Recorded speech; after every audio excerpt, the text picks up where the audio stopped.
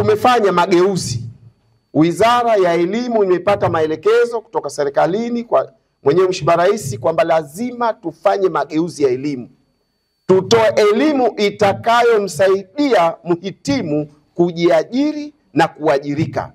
Lakini kubwa tulielekezwa tutoe elimu itakayomwezesha kujitegemea mnufaika. Na tuondokane na elimu ya kutegemea certificate. Kijana unatoka, una degree ya uchumi, lakini unasubiri kuajiriwa. Otherwise unakuwa tegemezi kwenye familia. Mageuzi hayo yamefanyika. Tumefanya mapitio ya mtaala. Katika mapitio hayo, mafunzo tumetoa vizuri kwa wahusika wote, lakini tumeandaa vitabu. Ndugu zangu, serikali imeshatoa vitabu milioni 3,24,436. Hivyo vimetolewa bila ya malipo. Vimekwenda kwa wanafunzi bure. Vitabu zaidi ya milioni 3 kwa level tofauti. Na kazi hiyo inaendelea ndugu zangu.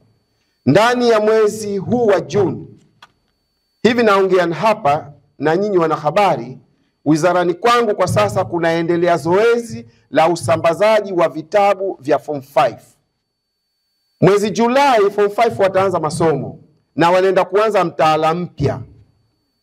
Wakifika tarehe mosi Julai kwa maelekezo ya serikali, kitabu kipya wakakikute huko.